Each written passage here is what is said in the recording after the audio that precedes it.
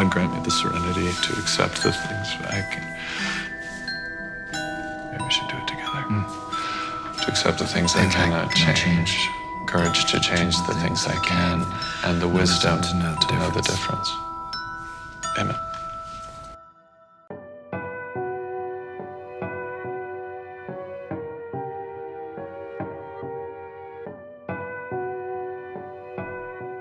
Midnight Mass is a miniseries on Netflix, created by Mike Flanagan and debuting in 2021. I have to go with Mike Stacklasa from Red Letter Media when he says, just superb. This may have been one of the best things I've seen. Just period? I want to say ever. Oh my Lord. Definitely in the last decade. I absolutely loved every frame of this. Yeah, it's good. It's really good. I'm going to spend a couple videos on the subject, and I hope you'll choose to stick around. But please, anyone and everyone, before watching past the spoiler marker, watch Midnight Mass first. I really hope you're right. I have a fascination with religion, which is probably obvious if you've seen my other videos. I occupy the reluctant but unshakable role of a skeptic, and sometimes I wish it were otherwise. Maybe it's good for people to believe in something. In the absence of that bedrock belief, moral confusion is nearly guaranteed. And yet, when presented with the mysteries, struggles, and inevitabilities that life thrusts upon all of us, integrity matters, and taking a leap of faith is not something to misrepresent. You showed up, Joe. You're here, that's enough. It won't be forever, but for tonight it is. For tonight, it's everything. Like Mike Stacklasa, I was raised Catholic.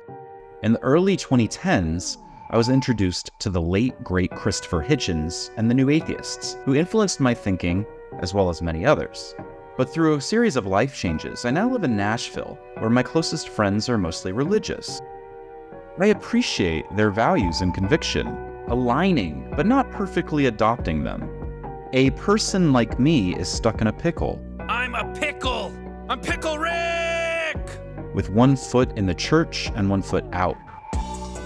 Time is an interesting teacher. While a great deal of learning can be done quickly, the sands of time have a way of eroding preconceptions, sooner or later unearthing challenges to what was once assumed. So, where to begin with Midnight Mass? In 2023, a bit of a meme developed among young men aiming to improve themselves. It's called monk mode, practice of disconnecting from the outside world and focusing on one task without distraction or interruption. Adopting the monk mindset encourages self-discipline, mindfulness, and helps increase focus, productivity, and reduce stress levels, supposedly. I bring this up because this is more or less the condition in which we find the audience surrogate, Riley Flynn. He serves this narrative function not because he is a blank slate character, he is extremely well written and feels like a real person, but due to the circumstances of his return. He has long been away from Crockett Island, the setting for almost the entire show, first working on internet startups and then having been sentenced to 4 years in jail for manslaughter via drunk driving. The monk mode task that Riley is focused on is finding some sort of redemption, although he feels as though he is just floating and existing.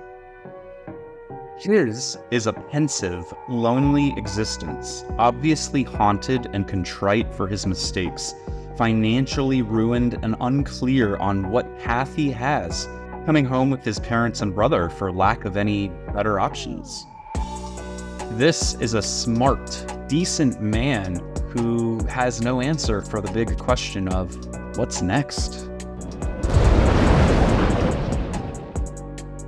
He was raised Catholic, serving as an altar boy, and in jail aggressively investigated faith. he ended up with less, showing him to be serious about this pursuit, but also conscientious about his genuine beliefs. He is also now sober. Sobriety and losing Catholic faith both track with creator Mike Flanagan, according to interviews. It comes across as authentically written. The tiny fishing town suffered an oil spill much earlier that devastated its economy, and a large portion of the town was convinced to accept settlement payments. Ultimately, this decimated the local industry and population, leaving a husk of what was once a thriving place. Those that remain are, for the most part, good and decent people. But Riley returns to be held with some suspicion. All of this both compares and contrasts with the arrival of a mysterious young priest, Father Paul. The Catholic Church, a bedrock institution in this island community, has been led for decades by Monsignor Pruitt, who in his late age went on a sabbatical to the Holy Land. When he was expected to return, instead a much younger man comes in his place, Father Paul. Paul is handsome, charming, and welcomed overall by the community, but something seems off. During a violent storm, Riley sees a tall, gaunt figure wearing Father Pruitt's old clothes and attempts to catch up with him, but he mysteriously vanishes out of sight along the beach. A big part of Midnight Mass is the trust in religious authorities and how to interact with somebody who claims to speak for the divine. Just as in nature, many things have trade-offs, and religion may be no exception. Well-intentioned, decent people may arrive at harmful and even deadly conclusions.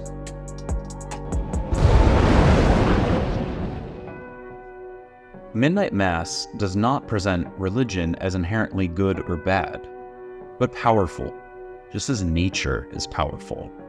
However forceful we know the natural world to be, it's worth considering that any exposure to the supernatural world would be to bear witness to the unleashing of a boundless force, to that which ignores ordinarily known constraints. Would we even be able to fathom it? Mistakes are rarely realized in advance. When dealing with something so extraordinary or cutting edge, the danger may not even be recognized. Marie Curie died in her studies of radioactivity due to the exposure of that very thing, prior to the health risks being understood. Imagine what harm the supernatural could cause. Many characters in Midnight Mass fail to recognize the danger they face until the very last moment when the threat is imminent. Mistakes need not be limited to the divine on the island. Long before the start of the show, tragic drunk Joe Colley handicapped a young girl, Lisa, in a shooting accident. Riley, as mentioned before, killed a girl after falling asleep at the wheel while drunk driving. Over the course of the show, both men have to confront their mistakes, which have echoed through time. I'm sorry. Damn right you're sorry! You stole from me. Not just who I was, but who I could have been. You stole from me things I didn't even have yet. You reached through time, Joe Colley. You reached through time and you stole. It's interesting to notice that alcohol is a consistent root cause for many of these mistakes. Even the religious phenomena that takes place in the Catholic Church centers around wine, communion wine. It's not surprising that this show was made by a man who struggled with alcohol and has spent plenty of time thinking about it. As the story proceeds, the tragedies, the mistakes, the horrors that unfold accelerate, leading to devastating conclusions. But as grim and dark as that may be, the show closes with optimism. Characters embrace and forgive each other, and the show actually ends with a sunrise. There is a serene beauty to be found in this cathartic pathos. To be continued in part 2. Remember, you were dust. and to dust you shall return. Bless you, son.